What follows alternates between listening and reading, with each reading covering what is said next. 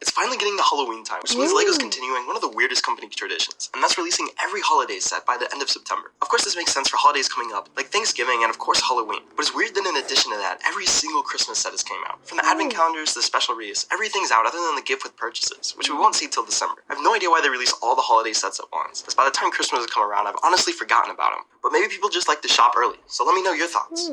It's finally getting to Everyone's been loving the new LEGO Fortnite sets. They have some of the best minifigure designs of all time and some insane builds. I mean, look at that peeling. However, it seems like they're not done giving us sets, as we're gonna get one more, which is a giant Brickheads for the Llama Trooper. I think the design of this character is super cool, and I'm excited to see it in Brickheads form, but it's weird they didn't go with one of the original characters or someone more popular like Peely, as this seems like a really random pick that no one really knows. Everyone's been loving the new LEGO Fortnite sets. The next LEGO Movie Piece by Piece just got a new poster, and it looks absolutely insane. Of course, it showcases the main minifigure who we just got a set for, but it also shows tons of other famous stars and celebrities, including Daft Punk, who look absolutely insane with new molded helmets. These guys recently broke up, but it would be super cool to see them in official LEGO form. The new helmets would be useful for all kinds of custom figs, and they're one of the best bands of all time. So let's see them in an official set. The next LEGO Movie Piece, the giant LEGO Batmobiles have been one of the best series of all time. The newest one just came out for the 1966 show, and it is one of the most disappointing of all time. Sure, the build is absolutely insane. In fact, it might be the most accurate of all of them. However, the minifig selection just sucks. We only get one minifigure. Everyone else is at 2 to 3 figs, but at this point, they've cut it down to 1, which sucks since we almost never get sets for this show. It's the main Batman on a little gargoyle, just like the polybag we saw last year. And when you compare it to the giant statues we got for the previous sets, it just feels like they cheaped out, especially for such a big price tag of a set. The giant LEGO Batmobiles have been... Everyone knows LEGO minifigures are the best part of getting any set. And if you're a big fan of them, you've probably run into the problem of how to display them. Sure, most sets come with room for them in the builds, but what if you're getting the collectible minifigure series? Well, LEGO actually sells a bunch of different storage units for these, and I gotta say they look pretty cool. The smallest of these are their $20 display cases, which only hold 8 figs. Perfect if you have a couple really high-end minifigures you want to display. But cooler than that are the $35 ones, which can house an entire CMF series. And they even have this crazy Hogwarts display, which could hold a small set.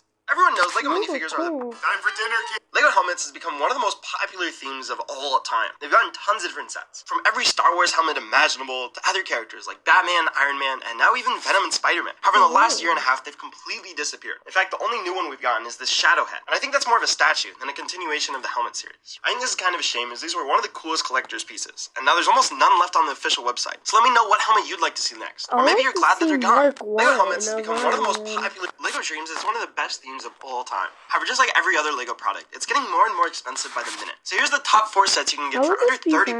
First is the Kung Fu Panda set. Well, it's not technically based off the movie, it sure looks like it is, and I absolutely love the blue style for this thing. It also gives you 2 cool minifigures and this awesome purple raven. Better than that though is the hot air balloon. This thing has a giant narwhal on top, which I think looks totally dope, and I love the purple, gold, and blue color scheme. Izzy is one of the coolest minifigures they've made of all time, and I love the demon battling her. Another cool one is the Z-Blob robot. This is definitely one of the most iconic characters from the show, and LEGO's made tons of Harry Potter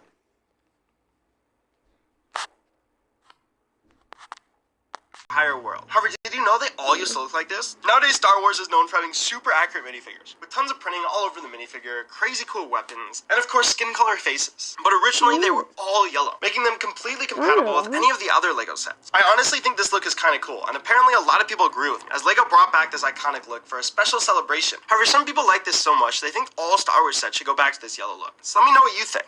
The LEGO minifigure is LEGO just released one of the most hyped Star Wars sets of all time. And I gotta admit, it's a pretty big disappointment. I'm talking about Jedi Bob's Starfighter, which is by far the most popular LEGO character of all time, since they made him in the early 2000s. The minifigure here looks absolutely amazing. It's one of the first yellow LEGO Star Wars characters we've seen in almost a decade. And it also comes with Admiral Akbar, wearing Stormtrooper armor for some reason, plus this little gonk droid. However, it's a ship that I'm really not a fan of. For $40, it's ridiculously small, and the build doesn't really spark any of the nostalgia to me. Sure, it's a cool design, and I love seeing custom Star Wars builds and sets. Overall, I wish we would have gotten something. LEGO makes thousands of new sets every year, and while I cover almost all of them, every once in a while one slips behind the cracks. And this has to be one of the funniest I've ever missed. It's the $30 hamster wheel. I have no clue when it came out, but it is absolutely hilarious. It's a giant hamster village. You get a house, a slide, and of course the wheel, plus 2 little hamster builds. I think these 2 are super cute, and it's made even better by the fact that this is a 3-in-1. So you can also build it as a dog playpen or a little cat gymnasium. What do you think? Is this set worth getting, or is $30 just insane?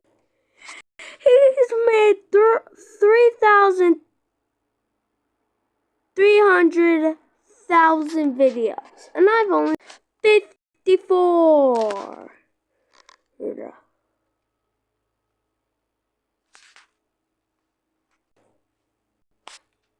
most made Okay. minifigures of all Taking time. that. He's actually went through a lot of changes over the years. Let's go all the way back to the start. The first ever Iron Man fig was from New York Comic Con and came with a And this printed is head the instead of a last custom one. helmet. This fig looks absolutely horrendous, but I kind of love it for the nostalgia. After that, they made a helmet form, which could actually open up and looked phenomenal. And we got this for almost a decade of Iron Man figures. However, more recently, they decided to start changing it, and the first way to do that was with this power helmet. This one was much sleeker than the original, but couldn't open up, which was a huge disappointment to many fans, Yeah. and ended up giving us the newest version of Iron Man. This guy's got a much sleeker helmet like before, which in my opinion is way too flat on the front, but it can still open up like the original. Lego Iron Man's one of the most made minifigures of all